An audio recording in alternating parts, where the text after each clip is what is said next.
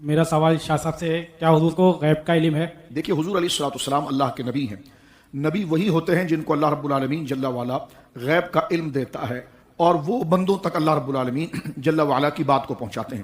ہمارے نبی پاک صلی اللہ علیہ وسلم پر جو قرآن کریم نازل ہوا اس کے بارے میں اللہ رب العالمین نے خود فرمایا کہ یہ کیا ہے، تو فرمایا کہ ذالک من انباء الغیب، حبیب یہ ساری غیب ہی ہے جو ہم تیری طرف وہی کر رہے ہیں. تو قرآن کریم نے اس بات کو ذکر کیا کہ جو یہ غیب ہی ہے جو ہم آپ کی طرف اتار رہے ہیں. ایک جگہ ارشاد ہوا وما کان اللہ لیطلعکم الغیب، یہ اللہ کی شان نہیں ہے کہ یہ اپنے اس علم کو کسی اور کو بتائے، کیونکہ اور اس کا لائق بھی نہیں ہے اور نہ اس کا کوئی منصب ہے نہ وہ متحمل ہے. فرمایا ولکن اللہ یجتبی من الرسل من یشاء، لیکن اللہ رب العالمین اپنے رسولوں میں سے جس کو چن لیتا ہے ان کو اس غیب کی اطلاع عطا فرما دیتا ہے. اس طرح کہ سورہ جن کے اندر موجود ہے کہ عالم الغیب فلا یظہر علی غیب احد، اللہ رب العالمین عالم الغیب ہے، وہ اپنے اس غیب کو کسی پر ظاہر نہیں کرتا الا من ارتضی من رسول، لیکن جس رسول پر راضی ہوتا ہے اس کو اللہ رب العالمین جل وعلا یہ غیب بتا دیتا ہے. یہاں پر بڑی پیاری بات جو ہے امام المتکلمین حضرت سیدنا ابو منصور ماتوریدی رحمۃ اللہ تعالی علیہ نے یہاں پر نقل فرمائی ہے. وہ فرماتے ہیں یہ جو قرآن کریم نے ذکر کیا ہے نا کہ وما کان اللہ لیطلعکم علی الغیب ولکن اللہ یجتبی من الرسل من یشاء،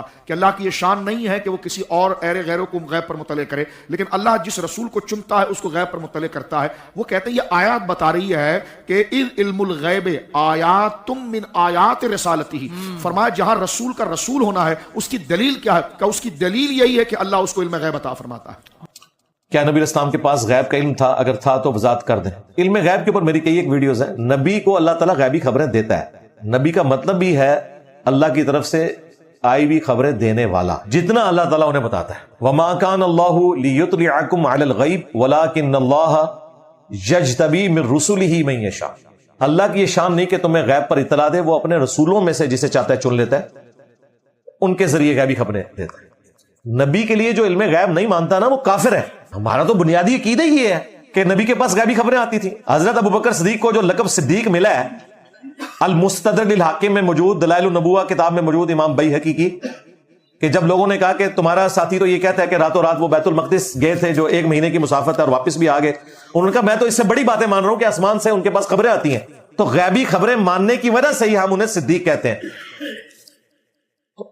غیب کی خبریں آتی ہیں، خود نہیں غیب جانتے تھے، یعنی کوئی کمپیٹنسی نہیں ہے کہ کوئی شخص جان لے، جب اللہ چاہے گا دکھا دے گا.